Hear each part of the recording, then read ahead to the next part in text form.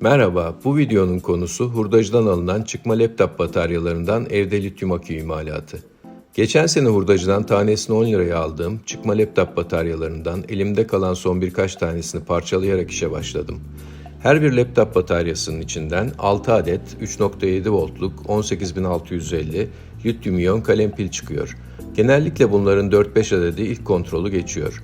Görsel olarak bozuk olanların yanında voltmetre ile baktığımızda voltaj göstermeyen ya da 2 voltun altında gösterenleri de ayırıp daha sonra toplu halde bir pil atık kutusuna attım. İlk kontrolü geçen 18650 pilleri Li-Tokala marka LII600 modeli çok fonksiyonlu bir şarj cihazı ile kapasite testine aldım.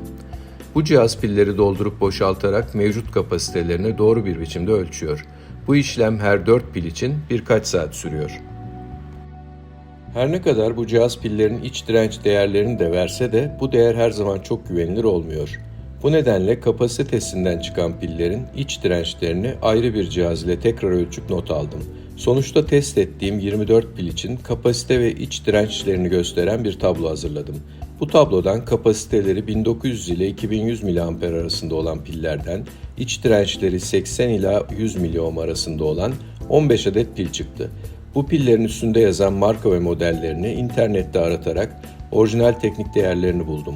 Bundan amacım güncel kapasite ve iç dirençleri yanında orijinal deşarj akımlarının da benzer olmasını sağlamak. Bu pillerden 3S5B yani 3 seri 5 paralel 12.6 volt yaklaşık 10 amper saatlik bir lityum akü yapmaya karar verdim. Bu pilleri düzgün bir şekilde tutmak için birbirine geçmeli 3 pillik plastik parçalardan 10 adet satın aldım ve pilleri videoda gördüğünüz gibi dizdim. Aslında önce bu plastik parçaların tek pillik birbirine geçmeli olanından 3 boyutlu yazıcıda 2 adet bastım. Ama ucuz oldukları ve rahat bulundukları için satın almaya karar verdim. Bu parçalar ileride buradan sökülüp başka akü projelerinde de kullanılabilir.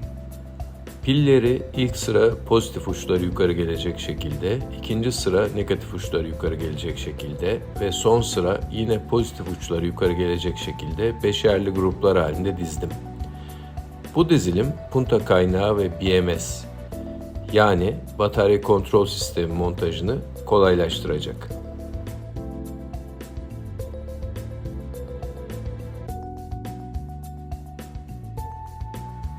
Punta kaynak işlemini AliExpress'ten aldığım şarjlı ve güç ayarlı bir pil punta kaynak makinesi ile ve nikel kaplı 6 mm genişliğinde 0.15 mm kalınlığında şeritler kullanarak yaptım. İlk önce paralel bağlantılarını yaptım. Daha sonra ise seri bağlantılarını. Burada her pilden seri bağlamak biraz fazla oldu. Çünkü bu piller yüksek amper deşarj değerlerine sahip değiller. Birer atlayarak puntalayabilirdim.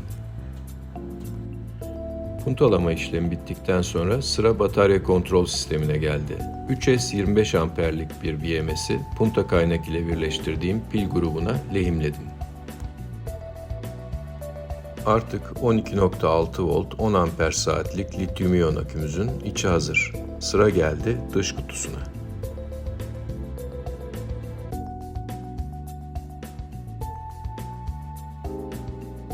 Dış kutunun önce alt parçasını aldığım ölçülere göre SketchUp programında çizdim ve STL dosyası olarak bilgisayarıma indirip dilimleyerek 3 boyutlu yazıcıda siyah filament kullanarak bastım.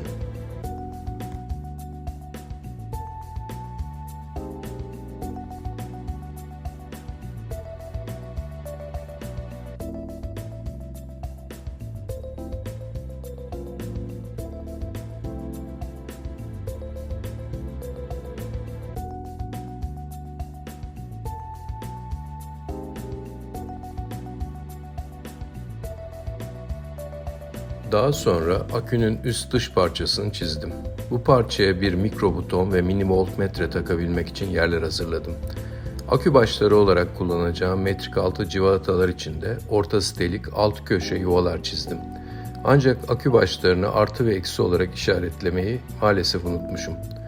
Bu 3 boyutlu çizimi de bilgisayarıma STL dosyası olarak indirip dilimledikten sonra sarı filament ile 3 boyutlu yazıcıda bastım.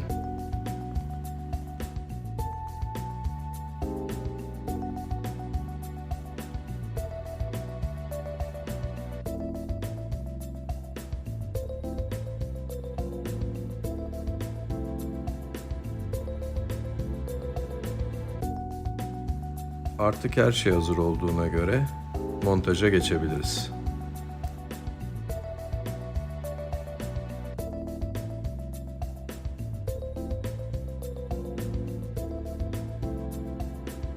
Mini voltmetre ve mikro buton bağlantılarını lehimleyip akü başı bağlantılarını da yapınca birbirine geçmeli çizip 3 boyutlu yazıcıda bastığım alt ve üst kapağı birleştirip akümüzü kullanıma hazır hale getirebiliriz.